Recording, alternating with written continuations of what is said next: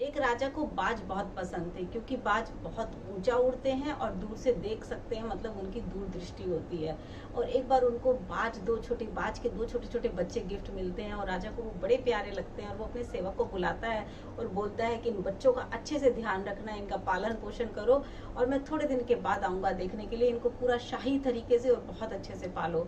तो वो सेवक लेके जाता है और उस बाज का बहुत अच्छे से पालन करता है।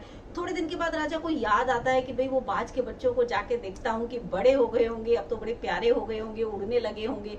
तो राजा जाता है और उस सेवक को बोलता है, बाज के बच्चों को देखता है, उसे बड़ी खुशी होती है, बच्चे बड़े हो गए हैं, बड़े बड़े बाज बन गए हैं। तो उनको बोलता है कि सेवक को चलो अब इनको छोड़ो और उड़ाओ हवा में।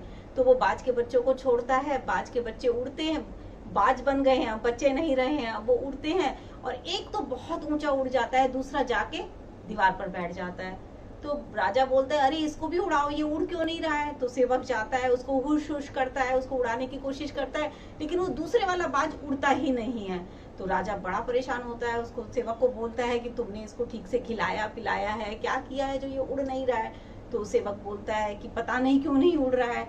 उसके बाद राजा फिर आता है, थोड़े दिन के बाद फिर देखता है, लेकिन फिर पहले वाला बाज तो बहुत ऊंचा उड़ जाता है, लेकिन दूसरे वाला फिर जाके उस दीवार पर बैठ जाता है।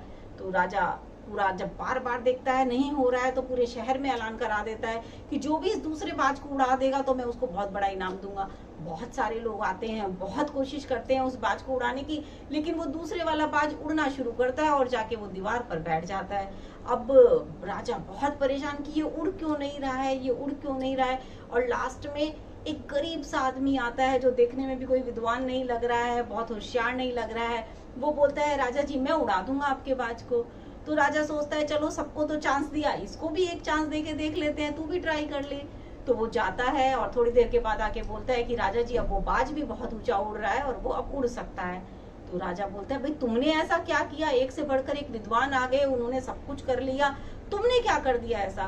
कहते राजा जी मैंने कुछ भी नहीं किया, मैंने तो जाके बस वो जो दीवार पे बाज बैठता था उस दीवार को तोड़ दिया और अब जब बाज को बैठने के लिए दीवार नहीं मिली तो वो हवा में ऊंचा उड़ गया। तो राजा बोलता है, अरे ऐसे ही फ्रेंड्स, हम किसी ना किसी दीवार से बंधे हुए हैं, किसी ना किसी ने हमें रोक रखा है, हम आगे बढ़ना चाहते हैं पर अटक जाते हैं। तो आप पहचानिए आपकी वो दीवार कौन सी है जो आपको आगे बढ़ने से रोक रही है, और आप भी बाज की तरह ऊंचा उड़ सकते हैं, जिंदगी में आगे बढ़ सकते हैं। Sky is not the limit.